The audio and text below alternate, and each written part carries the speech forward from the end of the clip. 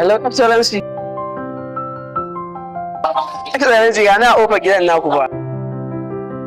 Ina ƙara so. To shi ke ne sai ka zo.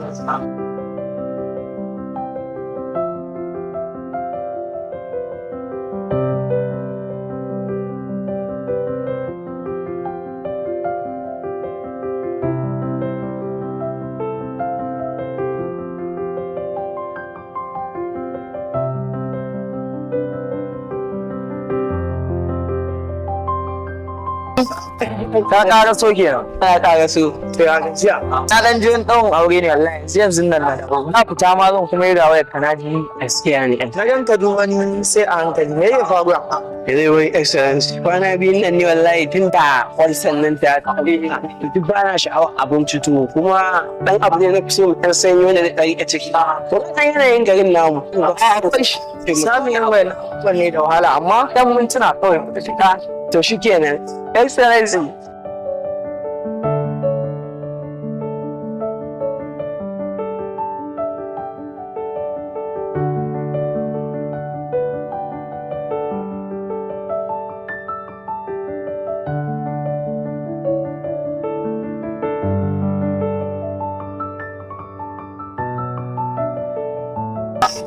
Apa ga matsalar? Excellency. Ada wani ne haka? Sai dai ka tafi, za ka ban bayani.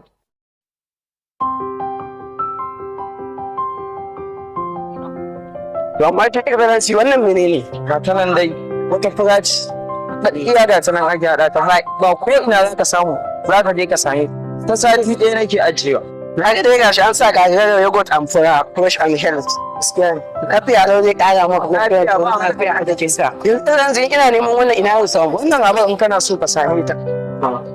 Za ka bi min goma da. To in ka je nan sai ka je ka tsaya a daidai Aljazeera sai ka tambaya ina ne tagwayen gida wajejen layin mai sana. In Allah yadda za a nuna ma sai ka kira wannan lambar tamu da za mu karanto ma. Ai ku ɗaga su in dai haka ne ni wanda ba ka kaza in dinga siya ina ajiya. Ka huta wallahi. Sannan kuma muna ba da sari kuma muna yin aikatau kamar biki ya kai reception ko kuma maulidi da sauransu. Don haka zo ku sha yawa. Muna yi tun kasa rage kai ba da fisis duk guda ɗaya. Naira 1,500 ko da mu ranar Alhamis ce.